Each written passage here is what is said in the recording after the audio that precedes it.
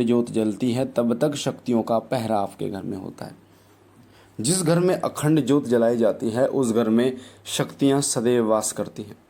जिन लोगों को नहीं पता उन लोगों को मैं बता दूं कि जिस घर में अखंड ज्योत जलाई जाती है कुलदेवी और कुलदेवता सबसे पहले अगवानी करते हैं उस घर की। अगवानी का मतलब होता है सबसे पहले आगे रहते हैं, जागृत होते हैं, और आपके घर की जो सुरक्षा का जो दायित्व होता है वो आपके कुलदेवी और कुलदेवता का होता है। क्योंकि अखंड ज्योत जो होती है वो इतनी पवित्र होती है और इतनी शक्तिशाली होती है कि देवी शक्तियों को वहाँ पर आना ही होता है। अखंड ज्योत शक्तियों का वास आपके घर में कराती है। अखंड ज्योत नवरात्रों में भी जलाई जाती है। जैसे आज से गुप्त नवरात्र शुरू हैं, 19 तारीख से गुप्त नवरात्र शुरू हैं। अगर आप चाहें तो अखंड ज्योत जला सकते हैं। और अखंड ज्योत जलाने से जो है वो एक देवता नहीं, आपके सहायक देवता भी प्रसन्न होते हैं जब आप अखंड ज्योत जलाते हैं। और अखंड ज्योत के साथ अगर आप व्रत धारण करते हैं और ऐसे नियम करते हैं, आप ज़मीन पर सोते हैं, ब्रह्मचर्य का पालन करते हैं, तो वो सोने पे सुहागा हो जाता है। आपको एक साधना का फल मिलता है और इतना फल आपको मिलता है कि आपके द्वारा की गई पूजा जो 2-3 साल की पूजा होती है, मात्र 9 दिन 11 दिन में आपको उस अखंड ज्योति से प्राप्त हो जाती है। आपने देखा होगा मंदिर की जब स्थापना की जाती है तो मंदिर में अखंड ज्योत जलाई जाती है। कई मंदिरों की स्थापना जो जागृत मंदिर जिन्हें करा दिया जाता है उन मंदिरों में ज्योति लेके आई जाती है।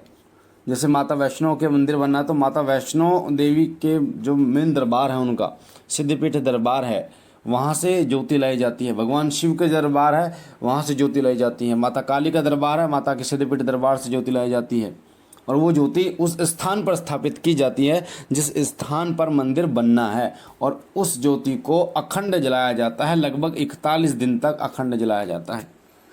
तब उस स्थान को जागृत माना जाता है। उस स्थान में शक्तियाँ आती हैं, उस मंदिर में देवी शक्तियों का आगमन होता है। मूर्ति की जो प्राण प्रतिष्ठा होती है उसमें तो देवी तत्व आता ही है, पर उस मंदिर में जो प्राण प्रतिष्ठा होती है वो अखंड ज्योति के द्वारा होती है, क्योंकि अखंड ज्योति के द्वारा वहाँ पर देवी शक्तियों का आगमन होता है। जब आप देवी शक्तियों का आवाहन करते हैं तो वो अखंड ज्योत से ही आते हैं। देवता के गण जब आपको प्राप्त होते हैं, दूत जब आपको प्राप्त होते हैं, वो अखंड ज्योति के द्वारा प्राप्त होते हैं सबसे ज़्यादा। और दीपक जो होता है, दीपक जलाना जो होता है वो प्रतीक होता है देवताओं का, देवी शक्तियों का प्रतीक होता है। जिस घर में देवताओं का यानी दीपक जलाया जाता है वो अंधकार को नष्ट करता है, नकारात्मक शक्तियों को नष्ट करता है, सकारात्मक माहौल बनाता है, सकारात्मक ऊर्जा आपके घर में स्थापित करता है। जो स्थान जहाँ पर आपने अखंड दीपक जला रखा है वो स्थान स्वयं में जागृत हो जाता है, और इतना जागृत हो जाता है कि अगर कोई व्यक्ति जिसको नकारात्मक शक्ति है अगर वो आपके घर में भी प्रवेश करता है तो पहली बात तो वो नकारात्मक शक्ति उस घर में प्रवेश नहीं कर पाएगी, और दूसरी बात वो कि अगर वो प्रवेश करेगा ना वो व्यक्ति, तो वो शक्ति हाजिर हो जाएगी उस व्यक्ति के ऊपर और वो खेलना शुरू हो जाएगा। तो अखंड दीपक का जो महत्व होता है वो बहुत ज़्यादा होता है, आपको समझना चाहिए अगर आप अखंड दीपक जलाते हैं अपने इष्ट का। अब अखंड दीपक कब जलाना चाहिए ये बहुत महत्वपूर्ण है। आपके जो इष्ट हैं उनके विशेष दिन पर आप शुरू कर सकते हैं अखंड दीपक जलाना। जैसे मेरे बाबा भोलेनाथ है तो मैं सोमवार के दिन से शुरू कर सकता हूँ। अगर नवरात्रों में जलाने हैं तो नवरात्रों की शुरुआत में आपको अखंड दीपक जला सकते हैं, और जो शुभ मुहूर्त होता है उस मुहूर्त के अंदर अंदर आपको अखंड दीपक जलाना है। अगर हनुमान जी की जैसे जन्मोत्सव है उसमें अखंड दीपक जला सकते हैं। कई लोग एक दिवसीय साधना करते हैं, एक दिवसीय अखंड दीपक जलाते हैं, उसका भी विशेष फल उन्हें प्राप्त होता है, जिसमें रात के 12:01 से शुरू करना होता है दीपक जलाना, और रात के 12 बजे तक दीपक जलता है, और तब तक आपको सोना नहीं होता। रात के 12:01 से शुरू करना है, सोना नहीं होता, और आपकी साधना चलती है लगातार। तो अखंड दीपक जो है वो आपके घर में अन्न और धन के भंडार बढ़ता है। और भगवान विष्णु स्वयं कहते हैं जिस घर में दीपक जलाया जाता है उस घर में मैं माता लक्ष्मी के साथ वास करता हूँ। उस घर में माता अन्नपूर्णा आपके घर में वास करती है। नकारात्मक शक्तियों का जो है वो दमन उस घर में होता है, और अपने भक्तों पर कृपा जो है वो आपके इष्ट देव करते हैं। अखंड दीपक कभी भी आप जलाएं तो कलावे की बाती बनाकर ही अखंड दीपक जलाएं। जो कलावे की बाती होती है उससे आप अखंड दीपक जलाएं। साथ ही घी, सरसों के तेल का, और जो दीपक जलाया जाता है, अखंड दीपक जलाया जाता है, वो तिल के तेल का जलाया जाता है। तो देवता के अनुसार आपको अखंड दीपक जलाना चाहिए। जैसे माता काली के लिए आप सरसों के तेल का अखंड दीपक जला सकते हैं, उसी तरीके से भगवान हनुमान जी, बाबा भोलेनाथ या अन्य देवताओं के लिए आप देसी घी का अखंड दीपक जला सकते हैं। भैरव बाबा के लिए भी सरसों के तेल का, या भगवान श्री कृष्ण या अन्य देवताओं के लिए तिल के तेल का अखंड दीपक आप जला सकते हैं। जब भी अखंड दीपक जलाएं तो उसमें अगर हनुमान जी का है तो हनुमान जी का सिंदूर थोड़ा सा डालें। अगर माता, किसी भी माता का है तो उसमें माता की रोली थोड़ी सी डालें।